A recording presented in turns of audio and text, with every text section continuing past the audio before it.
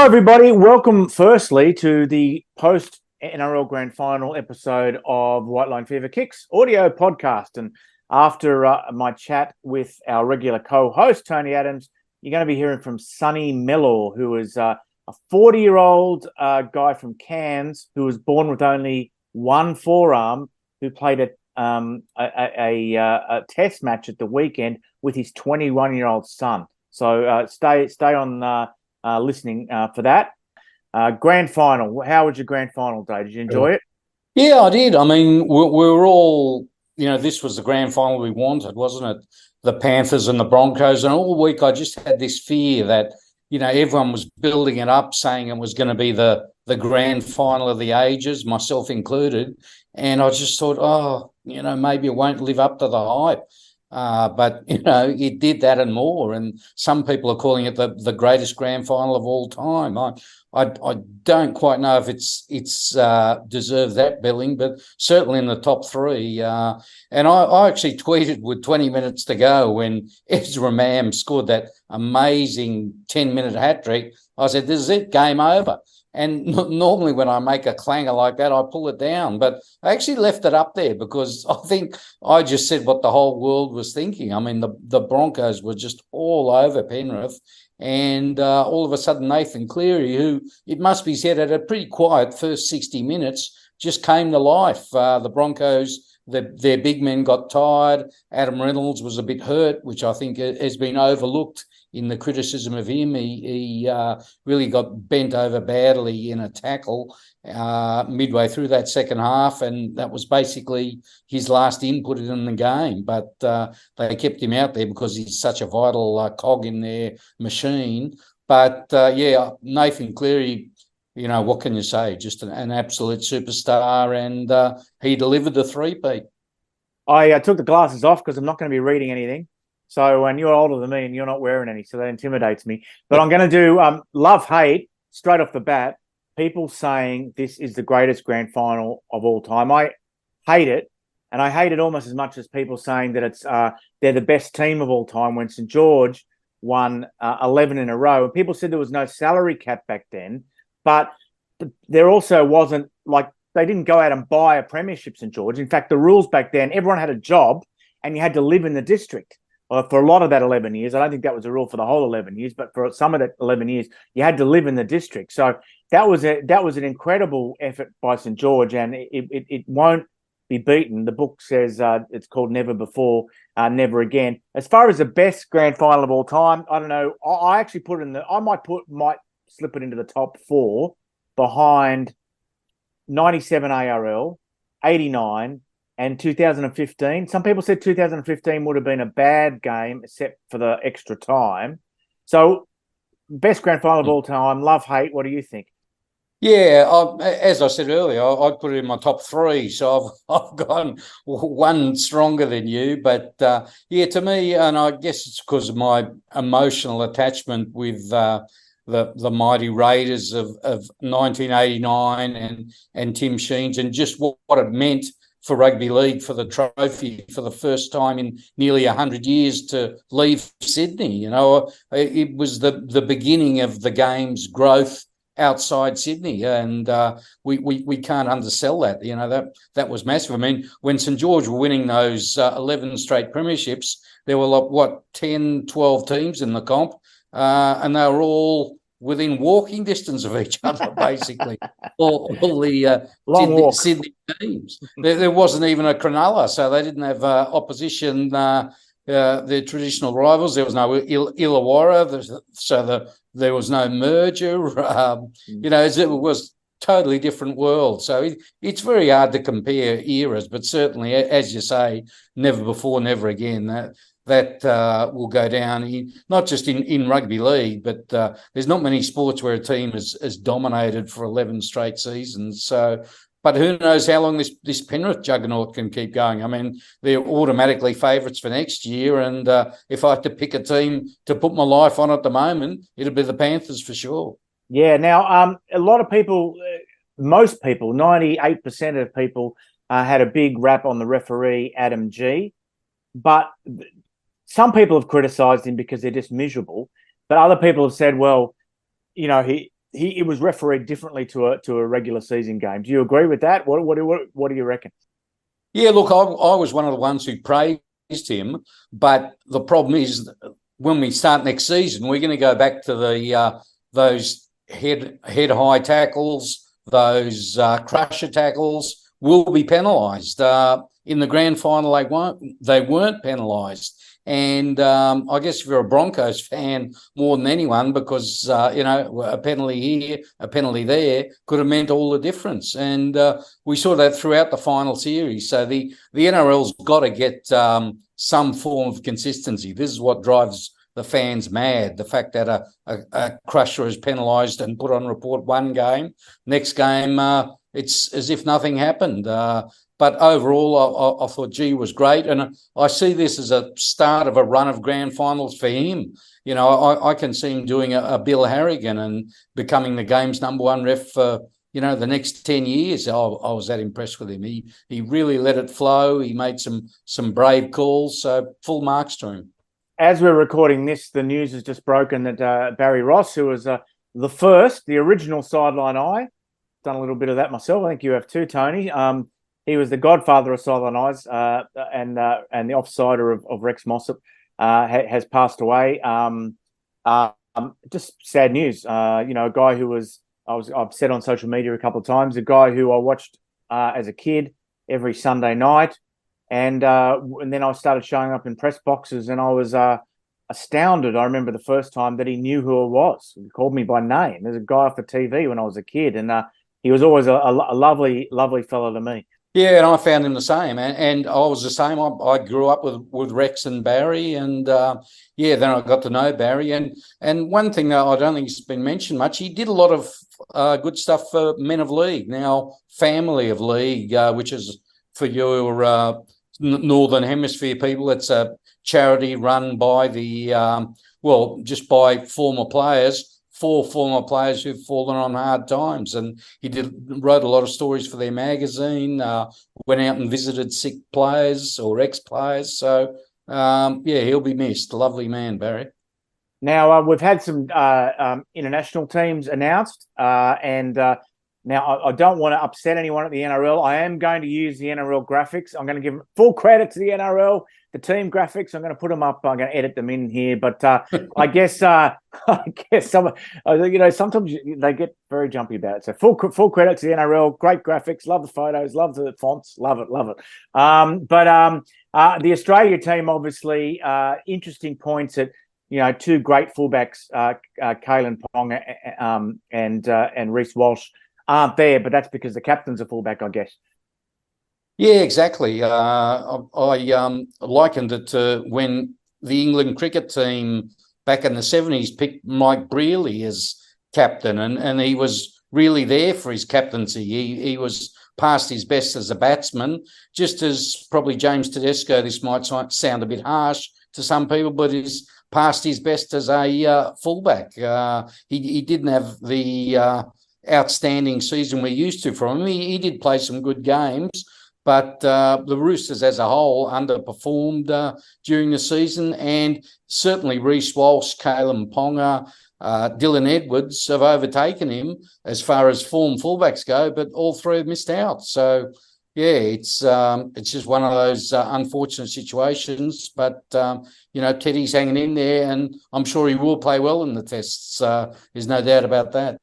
Now, while we have a look at the Samoa team, I want to point out that Katoni Staggs, he's new to the Australia team, but he's played for Tonga in the World Cup, and I guess Christian Wolf might be a little disappointed that he hasn't stuck with Tonga, but that's the rules as they are. That he can, he's got a tier 1 team of election, and he's got a tier 2 team of election, and that's meant to benefit the tier 2 countries. Also, the Hammer, he from the Dolphins. He's also previously played for Samoa. And Tino Fa'usumawali is another guy who some of the romantics out there were hoping would switch back to his island country. But after the way Australia played at the World Cup, not many people will be walking away from that team. So The Samoan team, perhaps a little bit light on. It would be, and also New Zealand have got a number of injuries too, Tony. I don't think we haven't seen a final squad for them yet. If we have, I'll edit that out. And just very quickly, there's also the two women's teams, which I'll put on the screen. And the Samoan team has, I think they've got mostly all but three maybe NRLW players. So that's fantastic to be. And also they've picked one domestic player as well. So imagine if the Samoan men's team, when they started, had started with almost all Sydney first graders back in the 90s. I think they probably might have won it. If they wouldn't won a World Cup by now, they would have beaten Australia a few times if they'd been able to start at such a high level as the women's team are starting. So congratulations to them on picking such a strong team. And we're expecting Tonga to name their touring squad soon. And England, their captain, George Williams, as I speak, is threatened with a 1-week ban, is charged with a headlock style tackle at the weekend. And you got people saying, England shouldn't suspend their own captain and all this sort of rubbish. The people who are laying the charges aren't Sean Wayne, thank God. I know there's lots of loopholes. But you don't need loopholes if the system's corrupt. So let's not take it a step further and have a corrupt system. So that's what I reckon anyway, Tony. But the internationals, we've got a week off in the Southern Hemisphere before they start. So you've got a week off this weekend, I think. What are you going to do? Probably just take it easy, play a bit of touch football, hope I don't die, and just enjoy a rare weekend with family. Be nice. Can this Australian team be beaten in the next month or so, or not? I don't think so. It's pretty strong, isn't it? And it's not just the top 13. They're strong right through the squad. You mentioned the Gillaroos and Samoa. I think if we're looking for an upset, I think the Samoans will take the game to the Australians in the women's for sure. So that will be the interesting one. Two huge semi-finals this weekend. I'd love to be in France on Friday night. St Helens, the world champs, still, despite what Penrith did at the weekend, off to Perpignan to take on Catalans. And I know you normally, because they're the only games this weekend, we'll get tips from both of us. But St Helens were pushed by Warrington at the weekend. It's a tough game to tip. Catalans have been impressive but vulnerable at times over the last month. It's one of the toughest games I've had to tip all year. What do you think, Tony? Catalans and St Helens down in Perpignan, which is a sellout. Yeah, games like this, Steve, when it's going to be close, when you think it's going to be tight, I favour the home team, so I'll go Catalan. And a very strong team for the back half of the year, Wigan, and they're taking on Willie Peters and Hull KR, which is a fantastic effort for Willie to get his team, to get his team so far in the season. One game from a grand final. Wigan at home, though. What do you think? Yeah, and I can tell you on Willie Peters, I think there's a few NRL clubs will be knocking on his door as an assistant coach and possibly future first grade coach in the next couple of years. That's how impressed they've been with what he's done. But having said that, I'm going Wigan. Yeah, I think Wigan is super impressive this year, and Hull KR have overachieved to an extent. But congratulations to Willie Peters. It'd be great to see a new team at Old Trafford, though, and certainly if Catalans get to Old Trafford, I'll be getting on the train and heading up there. Okay, that's about it for the show. Thanks to everyone for supporting us. We didn't do a show last week, but I thought it'd be good to talk about the grand final, and then Molly and Maskie will come back as an audio podcast next time. Okay, Tony, that was awesome. Enjoy your weekend off. I might head up to, if I can score an invite to the Man of Steel Award next week, I might go up and watch London Broncos on Sunday and crash on someone's couch for a couple of nights. We'll talk to you next week, Tony. Sounds good, Steve. Thanks for staying with us, everybody. And as promised, we have with you and me and everyone the the Norway international, Sonny Mellor, who is coming to us from, what city are you in, Sonny? We're in Amsterdam. We're in, I can't exactly remember but it's the rugby club Basets. I think it's called, the rugby club Basets. Now, mate, some of the people listening may not be aware of your story or anything like that, so we'll fill in everyone with the basics. But you know, there was an international today. You played Norway played the Netherlands. The score didn't go your way, but it was a pretty special day for you. Yeah, it was. They kind of blew us out of the park early, and then we kind of came back and we got our game together and played our game instead of playing their game. But yeah, today was it was an extremely special day for me, being like one of the most experienced players in our team, and then getting the chance to run out with my son for Norway for the first time ever. Yeah, that was a huge achievement, man. Yeah. What was the score in the end, mate? I know you probably don't want me to ask you that question, but what was the score in the end? It was 58-22. 58-22. Right, and mate, how your son's name is pronounced Jamal? Yeah, Jamal. Right. Yep. Sonny Mellor King.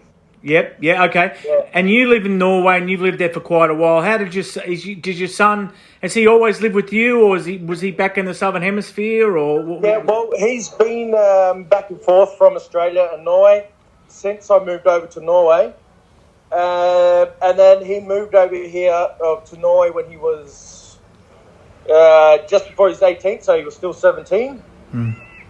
Finished high school, went to schoolies, and then moved over to Norway to live with us and be with us, and has been there ever since. And man, we believe you may be the first father and son to play in the same international team together. Have you got to the bottom of that? Well, yeah, we've done some research. The Norwegian Rugby League Federation has done some research. We've tried to search everywhere where we can. So we're still yet to find another father-son to represent at an international level in rugby league. Yeah. Can you describe the afternoon for us, mate? Oh yeah, mate.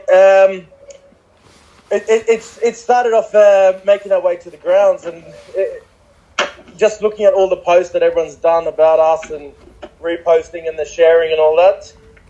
It was amazing, but it didn't kind of really hit me until we got into the change rooms that I had to kind of just kick back in the corner and just think about what I've achieved and what I'm able to do today. Run out for Norway with my son for the first time ever. Yeah, that was an amazing experience. So yeah. And mate, during the match, did you sort of combine very much? Were you with him a lot during the match, or? Yeah, it's one of those connections that we have that it does not matter who has the ball between us. The other one is right next to each other. So, yeah, we just have a connection. And everyone in our team knows about it. Our coach said it. He said, Sonny, when you get on there, you and Jamal just do your thing, kind of whatever you guys want to do, and play the game. And we were like, oh, okay. So, yeah. And, mate, again, people may not be familiar, with your story. I know I wrote about you a few years back, and some people listening would be familiar, but it was an extra hurdle for you to get to this level of the sport, wasn't it? You had more obstacles to overcome. Yeah, it's well, growing up in Cairns is like a rugby league community. We're all based around rugby league, but growing up in Cairns with one arm, I remember at a young age being told that we don't want you on our team because you've got one arm, and I was like, well, I'm going to prove a lot of people wrong that one day you're going to beg for me to be on your team. And, coming through, doing that all my younger days and, being where I am today. It's been Did you speak much with your son during the match, mate? Did you speak to him afterwards, or did you say anything to him before? Well, he's standing here with us right now, Steve. All right. Yeah, so he's been with me through the match, in the warm-ups. We have a connection that is just it's a father-son connection, you know. And then what tops it all off is we get to play a game like this together, and we have the same mentality while we're on the field. So, yeah, we're communicating for the whole 80 minutes. If I'm on the sideline while he's playing, if he's kicking, we have a connection that is unbeatable. And does your sense of protecting him, does that carry across the white stripe too? Like if people have a go at him or anything like that? Oh, if anyone has a go at anyone on my team, Steve, yeah, I'm one of the big protectors. I put that jersey on. I've got 18 other guys who are with me with the same jersey. I'll protect anyone on my team. But, yeah, it does give me a little extra kick that my son is out there with me. And if anyone picks him, well, they're going to come through me first. But, yeah. Mate, a couple more things. How's rugby league going in Norway? It was before the COVID that I last spoke to you, and a lot of countries have sort of received a bit of a setback when they can't play in the World Cup unless they're full members now. So that's been an unpopular decision with some people. How's it impacted people in Norway? It's kind of the same. We've kind of died off for a little bit there,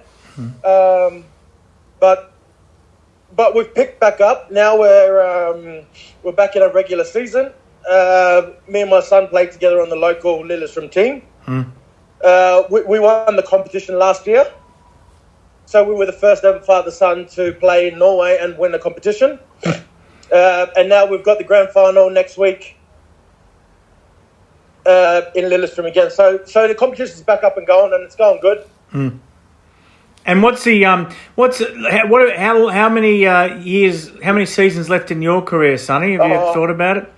Mate, like I said in my little report, I was like, well, what else can I do in a rugby league career?